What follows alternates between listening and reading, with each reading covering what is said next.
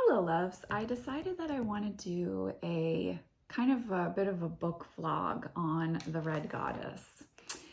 And let me just say, just to start this video off, I just finally watched The Love Witch for the first time. And so basically the rest of the summer is just going to be me in 60s bouffants and 60s falls because I'm obsessed. But anyhow, in my personal space, at this time, I've really been exploring connection with Babylon the Great and Lilith and the myth of Inanna Ishtar.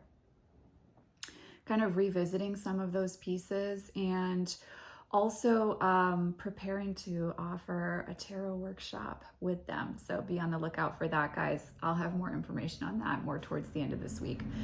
But the Red Goddess was recommended, as I said in my book video recently, Tarot Shrink, and I think Just Reads Cards, maybe Tierra May. I'd seen the book floating around by women that I admire and just appreciate their presence in the world.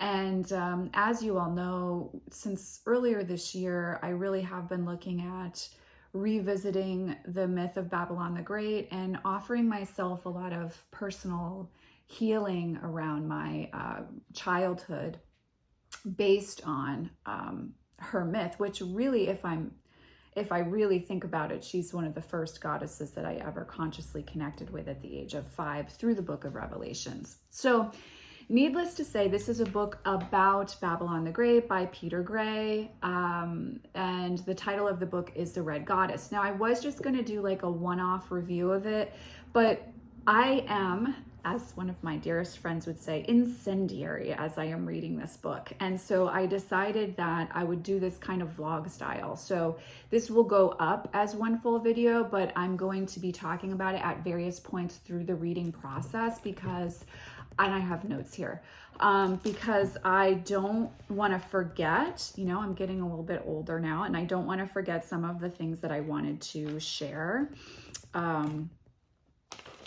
that I, first of all, might have enjoyed, but then there's also the aspect of the things that are making me very, very, very upset. I have a lot of thoughts and opinions on. And I will say, I have watched Tarot Shrink talk about this video on her channel. And as she says, this is Peter Gray's experience with Babylon. So he can have his and I can have mine and you can have your experience. That's totally valid. But I have a lot of thoughts about this book. So as I'm recording this morning, it's the 27th of June and I'm 104 pages into the book itself. So it's really supposed to be like an ode and a hymn to Babylon and his worship of her, right? Here's my main issue, and I'm going to share some of the things that really upset me. And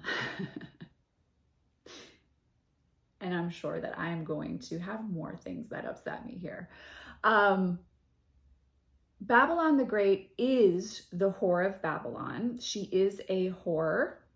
She's seen as a goddess of lust. In the book of Revelations, she is representative of Rome, and she is called the Great Harlot, right? So we already know that we're dealing with that energy with Babylon. And a huge part of reclaiming that energy for ourselves as women, I think is very much about honoring that our sexuality and that energy and essence of being comfortable and empowered within our femininity is sacred, right? I talk about that all the time on this channel. I think that's a large part of my life's work, is healing the sacred feminine and offering up my life as really an offering to the dark feminine of how you can live and embody empowered femininity. Empowered sexuality is a part of that. I was totally expecting and excited to hear all the juicy lustiness of this book. What it's really become to me is like a guy talking about basically how Babylon is just about fucking. And it doesn't even feel, at least so far, 104 pages in, like we're really talking about her fucking because she wants to, but more because the fucking is what Peter Gray wants to do. That's kind of how I'm experiencing it. And just an example, like on page 102, let's see. What, that was not what I wanted. Nope, it's not page 102. Hold on, give me a second, guys. There's, let's see.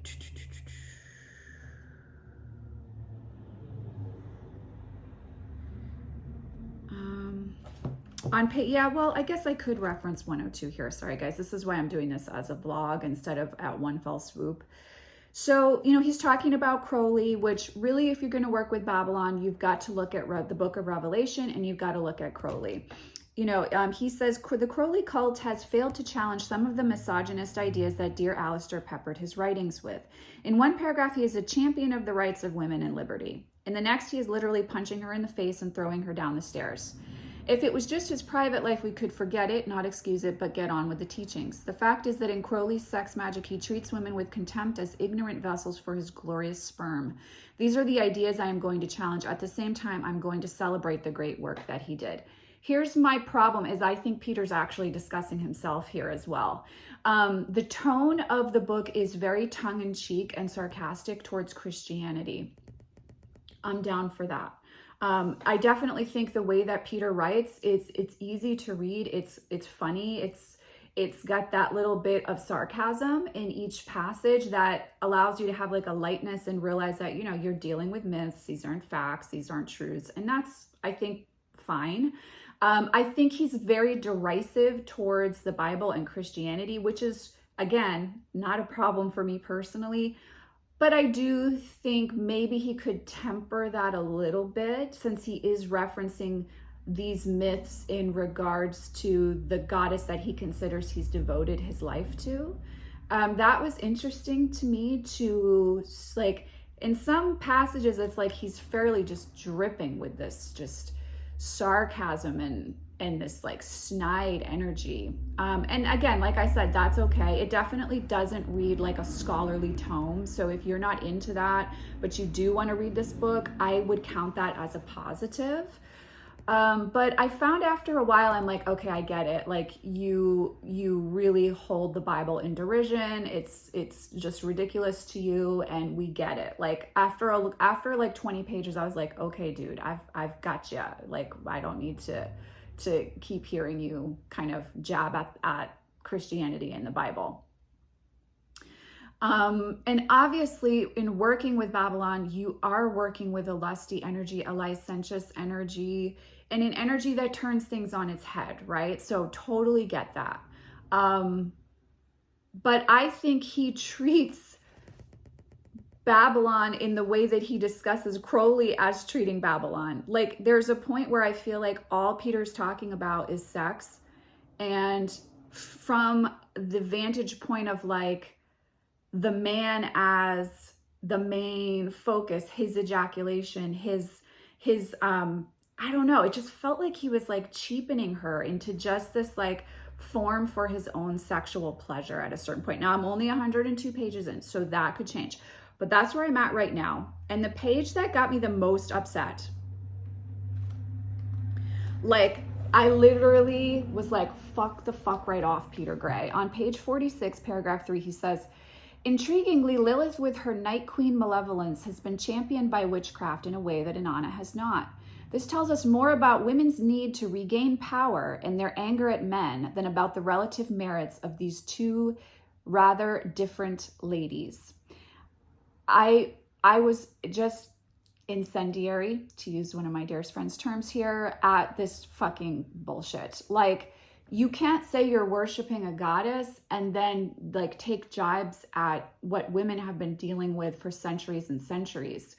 Lilith is not any less important to women who are walking a path with the sacred feminine than Inanna. Like, I don't know where he got off with that bullshit. I was like really, really, really angry about that. So I have felt like all the emotions so far reading this book.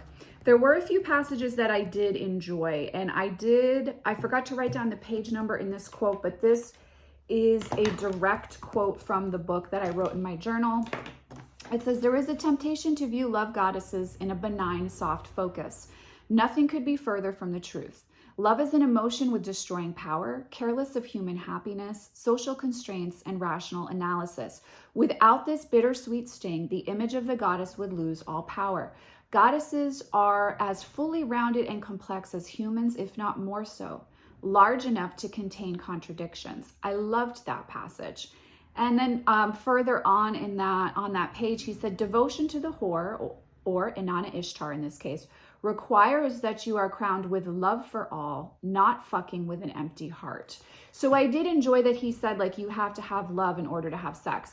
I think where he goes off the rails is like, sex magic to him is all about all the bodily functions and the juices and the sex magic. And yes, that is sex magic. I get it. Like, I'm here for that. I'm a freaking Taurus, okay? Like, with a Scorpio moon. I sex is awesome. But I felt like it's all he's reducing Babylon to is sex, and sex between men and women, and specifically male sperm. And I just don't, it's a little too, I'm like, dude, like, there's got to be something, there's more to Babylon than just guys getting off inside of her and her whoring herself out for it. And again, the role of whore, of holy whore, it's not about, that role is about healing that occurs through the sexual experience with that energy of the sacred whore, which is Babylon in this case, and then her priestesses, the human women who are embodying her energy and essence. There's a magic that happens through that sexual union with male partners or female partners. Like, again, it's got to be just male or female. I'm not saying that that's wrong, but I'm saying, like, there's also a spectrum of sexuality to be experienced. So I don't know. I'm really struggling, but I'm also like, it's bringing up a lot for me. So it's a good read from the standpoint of all the emotions, all the feelings, all the things. The other quote that I enjoyed here, and that I agree wholeheartedly with Peter on, is the following quote. One curse of modern witchcraft is the chant of all goddesses are one goddess. They are not. Wholeheartedly agree with him here. You can have your own opinion, but this is a book vlog. That's my opinion. Practical magical work throws dust in the eyes of any claims that they are. It is all very well to cut the universe in two, call one part goddess and the other god. But in terms of getting results, I have found it better to use more delineated and specific parts. This is the mistake Christianity made and Catholicism fixed with the saints. An omnipresent goddess or god is essentially powerless. It pays to deal direct with the precise force you want. Agree wholeheartedly with him here. My other issue is he speaks very derisively towards Mother Mary and the Magdalene, who are all separate goddesses in and of their own form. It's as if anyone who isn't Babylon is just trying to be Babylon and not as cool as her in his book.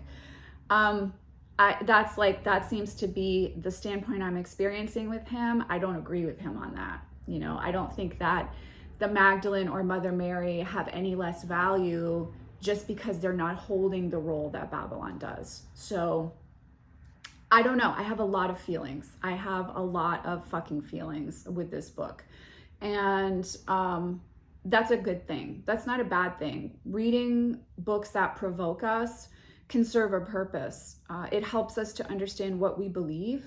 It helps us to examine our beliefs and our ethics and look at where we are and see how we feel about these things. I just would say, with the caveat, like, I know this book is kind of popular right now. We're all exploring it, which is fun. Just know that this book is probably going to bring up a lot for you if you are a woman reading this book. Like, a lot. Because there are a lot of ways that I feel like Peter is actually perpetuating the misogyny he's lambasting Crowley for. So I have a lot of thoughts. So we'll see how I feel about the rest of the book. I'm about halfway through now. I will update you guys.